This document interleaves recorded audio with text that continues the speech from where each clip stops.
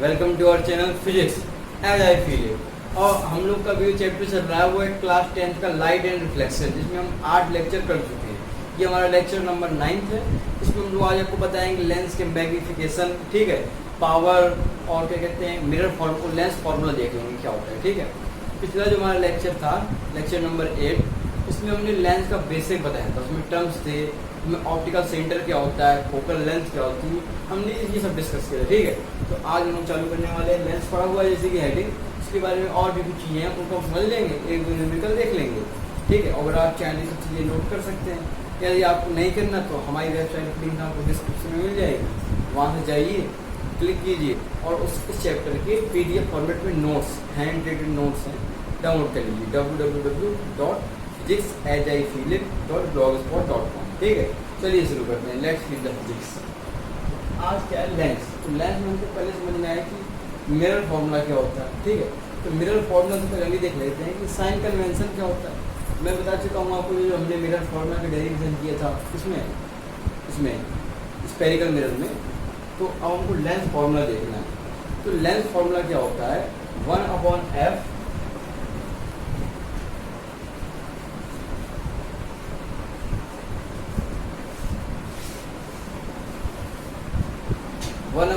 Is equal to 1/v minus 1/u। इसमें अलग अलग टर्म्स की आपको मीनिंग भी पता है। f क्या है,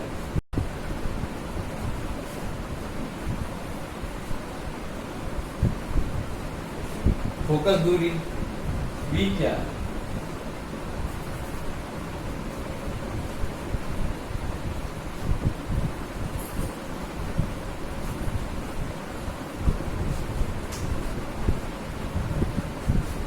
v है प्रतिबिंब की दूरी।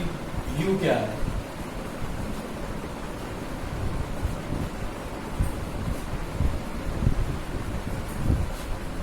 वस्तु की दूरी, ठीक है। तो इन सब क्या है, ये अलग अलग इनकी मीनिंग है। ये हम आपको मिरर फॉर्मूला बता चुके थे। ये होता है लेंस फॉर्मूला। एक्चुअली हम लोग इसको कहते हैं क्या है, लेंस मेकर फॉर्मूला। वो हम आगे पढ़ेंगे कल की, उसका पूरा कहते हैं पूरा विस्तार है, ठीक है। अभी तो इसके लिए सिर्फ इतना है। इसका जो डेरिवेशन है वो आपके सिलेबस में नहीं है, सिर्फ आपका ये सूत्र दिया हुआ है। तो इसमें हमने आपको अलग अलग तरह की मीनिंग समझा दी। अब थोड़ा सा इसमें देख लेते हैं जो उसकी साइन कन्वेंशन होता है, यानी कि चिन्ह परिपाटी, वो क्या होती है थोड़ी सी वगैरह, उसको बाद ध्यान देंगे।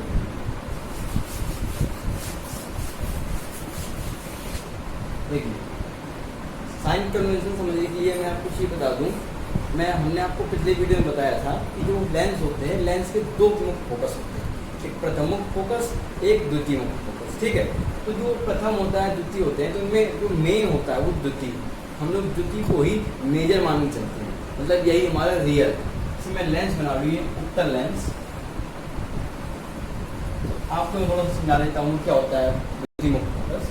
द्वितीय मुख्य फोकस ये होता है कि अगर उत्तल लेंस के ये क्या मुख्य के समांतर आने वाली प्रकाश की किरणें अपवर्तन के पश्चात जिस बिंदु पर केंद्रित हो जाए उसे हम लोग कहते हैं उत्तल लेंस का द्वितीय मुख्य फोकस, ठीक है। और अवतल लेंस में क्या होता है, अवतल लेंस में क्या होता है कि मुख्य के समांतर आती हुई प्रकाश की किरणें अपवर्तन के पश्चात डाइवर्ज हो जाती है, यानी कि फैल जाती हैं और जिस बिंदु पर केंद्रित होती हुई प्रतीत हो,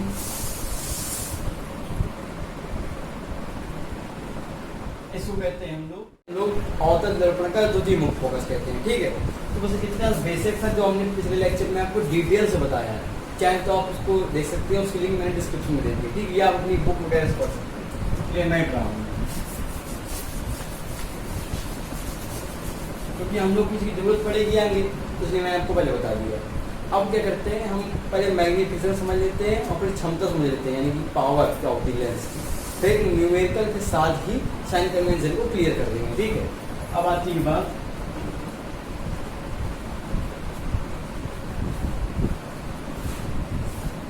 आवर्धन, क्योंकि हमने मिरर में भी पढ़ा था क्या होता है, एम क्या होता है,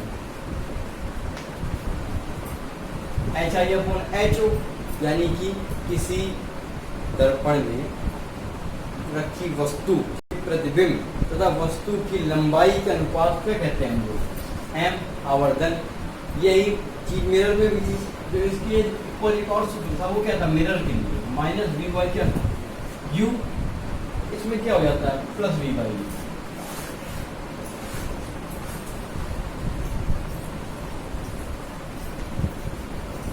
विद साइन रखना है, मिरर और लेंस फॉर्मूला में भी विद साइन ही रखना है, ठीक है। तो ये हो गई चीज, ठीक है। समझ गए, ये आवर्धन का मतलब ये है कि जो प्रतिबिंब है वस्तु का वो वस्तु से कितने गुना बड़ा है या कितने गुना छोटा है। जितनी चीजें मिरर फॉर्मूला से यानी कि लेंस फॉर्मूला से हमको पता चल रही है वो तो ठीक है, कितनी दूर है, कितना मतलब कितनी दूर प्रतिबिंब है, ठीक है। पर ये आपको और भी चीजें क्लियर कर देता है, कितना गुना बढ़ रहा है, कितना गुना बड़ा है, कितना गुना छोटा है, ऊपर वस्तु नीचे, सब कुछ उससे क्लियर हो जाएगा, ठीक है। तो एक आवर्धन नाम का टर्म था, उसको भी हमने क्लियर कर दिया। अब आते हैं क्षमता लेंस की। सर आपने अभी टेस्ट बुक एनसीईआरटी बुक वगैरह में देखा भी उसको भी देख लीजिए। क्षमता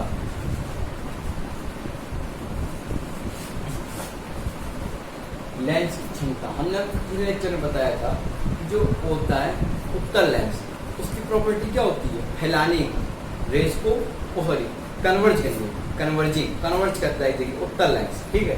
क्या करता है वो कन्वर्ज, मतलब अपसरित करता है, अभिसरित केंद्रित करता है, ठीक है। और अवतल क्या करता है, डाइवर्ज, ठीक है। डाइवर्ज यानी कि मतलब फैलाता है, रे को फैलाता है। जैसे मैंने आपको दिखाया था द्वितीयक फोकस में, तो प्रतीत हो रही है, बाकी रे कहाँ चली गई, डाइवर्ज हो गई, ठीक है। ये वहाँ पे किसका काम था, उत्तल दर्पण का, यहाँ पे अवतल लेंस कर रहा है। ये होता है इनवर्सली प्रोपोर्शनल फोकल लेंथ, यानी कि ये जो होता है ये वृत्त समानुपाती होता है किसके, फोकल लेंस की फोकल लेंथ। यानी कि हम इसको जितना कम करेंगे क्षमता ये उतनी बढ़ेगी, उतना ज़्यादा कन्वर्ज करेगा या डाइवर्ज करेगा। हम इसको अगर घटाएंगे तो ये बढ़ेगा, हम इसको अगर बढ़ाएंगे तो क्या होगा, घटेगी, क्षमता घट जाएगी। तो वही चीज़ है, किसी लेंस की प्रॉपर्टी, वह प्रॉपर्टी जिससे किरणों को फैलाता है या केंद्रित करता है, ठीक है, उसकी क्षमता को क्या कहते हैं, लेंस की क्षमता।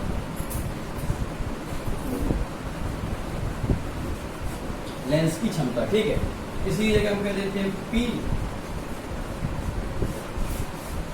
पी से हम प्रदर्शित करते हैं P = 1/f, ठीक है।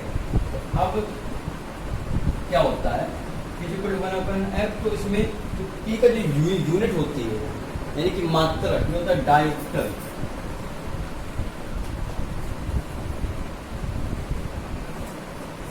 D से कहते हैं हम लोग डायोप्टर, ठीक है, डायोप्टर पढ़ते हैं इसको। इसमें जो f होगा वो होगा मीटर में, इन मीटर, इसकी हम लोग रखेंगे क्वांटिटी मीटर में रखेंगे, ठीक है।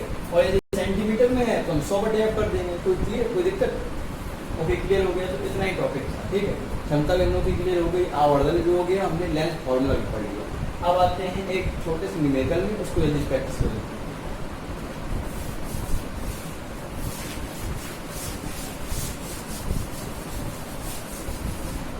ठीक है, अब आता है क्वेश्चन। तो इसमें हमको दिया हुआ है एक कॉनकेव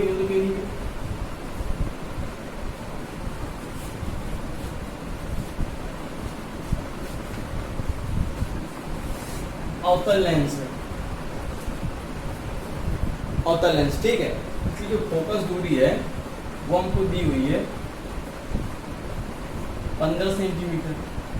हम लोग साइन कन्वेंशन लगा के भी सुधार करेंगे, ठीक है। हमको जो V दिया हुआ है, सॉरी U, ये 30 सेंटीमीटर, ठीक है। हमसे पूछ, और इसमें एक और चीज आपको दी हुई है, नहीं, दो ही में आपको टर्म दी है, उससे पूछ रहा है कि V प्रतिबिंब कहाँ बनेगा, मैग्निफिकेशन क्या होगी और पावर क्या होगी, सब कुछ हो गया, ठीक है। एनसीईआरटी में है लिखा हुआ, तो सब कुछ दे दिया। आइए अब इसको लाइन से बिल्कुल सेपरेटली तरीके से देखते हैं। सबसे पहले सॉल्व करते हैं, अवतल कह रहा है, अवतल लेंस बनानी है। मुख्य ये है O यानी ऑप्टिकल सेंटर, ठीक है। तो साइन कन्वेंशन क्या होता है कि जिस तरफ इंसिडेंट रे आ रही है उस दिशा को पॉजिटिव मान लीजिए, बाकी सभी क्या है नेगेटिव। हमने मिरर फॉर्मूला में बताया था जब आपको डेरिवेशन करा रहे हैं। हमने यहाँ ऑब्जेक्ट रखा, ठीक है, और ऑब्जेक्ट की जो रे आ रही है वो किस तरफ आएगी, अपवर्तन हो जाएगा इसमें, समझ रहे हैं, इस प्रकार आएगी ना कुछ। ये आपको दूरी दी रखी है, कितनी है 30। यहाँ पे इसका द्वितीय मुख्य फोकस किस तरफ होता है इसका, इस तरफ। ये भी हमको दूरी दे रखी है, कितनी है 15। हमको द्वितीय से मतलब होता है द्वितीय मुख्य फोकस से, प्रथम से कोई मतलब नहीं। तो ध्यान देखिए जो इंसिडेंट रे की दिशा क्या है, ये कौन सी दिशा होती है, पॉजिटिव। और इसके अलावा जितनी भी दिशाएं उसके लेंगे नेगेटिव। तो ऑप्टिकल सेंटर से हम इस तरफ जा रहे हैं, वस्तु ये रखी है 30 सेंटीमीटर दूर। तो हम लोग इसको नापना है तो दिशा के विपरीत जाएंगे, यानी कि यू क्या हो जाएगा -30 सेंटीमीटर। अब एफ देखिए द्वितीय मुख्य फोकस हमको पीछे आना है, इंसिडेंट रे इस तरफ है, हम पीछे आ रहे हैं, तो ये भी क्या हो जाएगा नेगेटिव। एफ हो जाएगी -15 सेंटीमीटर। अब आइए निकालते हैं वी। तो मैं इसको क्या करता हूँ, मेल देता हूँ, हम लोग लगाते हैं लेंस का फॉर्मूला।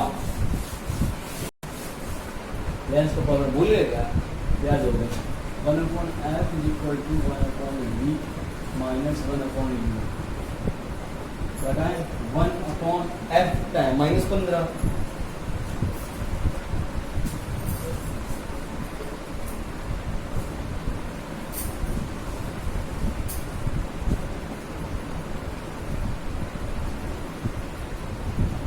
माइनस प्लस हो जाएगा, तो यहाँ माइनस, ये भी कितना -30 का रास्ता मिल जाएगा।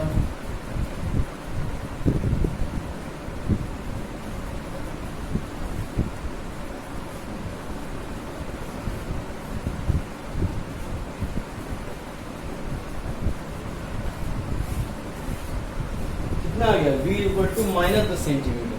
कैलकुलेशन है सिंपल सी, हमने इस प्रकार रखा है, यहाँ पे चिन्ह -+ हो गए, हम इसको इस तरफ लेके गए तो फिर माइनस का हो गया, -1/30 -1/50 रास्ता आ गया, एलसीएम आ गया 13 का। उसका हल करके v = -10 सेंटीमीटर, यानी कि क्या है -10 सेंटीमीटर का मतलब क्या है कि जो वस्तु है वो इंसिडेंट रे की दिशा के क्या है विपरीत, यानी कि कहीं इसी दिशा में बनेगी। -15 यहाँ है तो करीब यहाँ कहीं वस्तु का प्रतिबिंब बनेगा, ठीक है। अब पता करना है उल्टा सीधा, समझ रहे हैं। इसके लिए क्या करना पड़ेगा, हमको मैग्नीफिकेशन निकालनी पड़ेगी, समझ रहे। आइए उसको रखिए, तो इसको मेट पता है, नोट कर लीजिएगा ना आपको।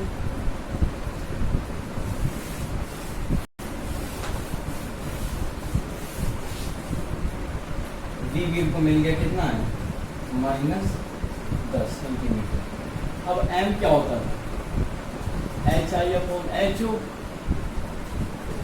या V/U। SI/HO तो है नहीं, इनमें से कोई भी चीज़ गिवन नहीं है, तो V/U है तो उसका प्रयोग करते हैं। m = v कितना है -10 अपॉन u कितना है -30। ये इस प्रकार ही कट गया, 0.33 आ गया, क्या 0.33 ये आ गया। क्या है मैग्निफिकेशन, यानी कि जो वस्तु है, ठीक है, तो वस्तु से उसका प्रतिबिंब कितना है 1/3 टाइम्स, यानी कि वस्तु से उसका प्रतिबिंब है 1/3 गुना है, समझ रहे हैं। और प्लस क्या है, ये प्लस का मतलब क्या है, सीधा बनेगा, इरेक्ट अपराइट, यानी कि बिल्कुल सीधा प्रतिबिंब बनेगा वस्तु से। अब वो 1/3 है, यानी कि मतलब क्या छोटा है, तो वस्तु भी छोटा बनेगा सीधा, ठीक है। तो इतनी चीज हो गई। अब और हमसे क्या बोला था, पावर निकाल लेते हैं। चलिए उसको मैं देता हूँ चित्र को। तो पावर का मान क्या सूत्र था, P/1/f एफ क्या सेंटीमीटर में, तो हम इसमें विद साइन रखना है। एफ 100 बटे 15, भाई 1/1 किसके लिए, मीटर के लिए। यहाँ पे आप एफ मीटर में रखते हैं क्योंकि आप यहाँ पे सेंटीमीटर में, तो हमने 100 रख लिया। अरे बात तो वही है, आप मीटर को सेंटीमीटर को मीटर में कन्वर्ट करने के लिए क्या करेंगे, 100 का डिवाइड करेंगे। डिवाइड किया ऊपर पहुँच गया, माइनस का ही माइनस लगा दीजिए, अब आप में भाग दे दीजिए।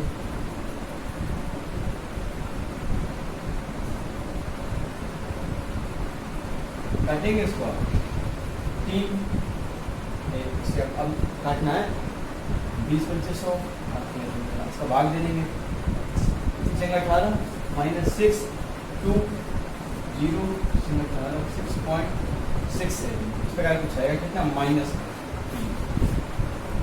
समझ रहे हैं, तो मेरे ख्याल से कोई प्रॉब्लम हुई नहीं, ठीक है, हमने भाग दे दिया।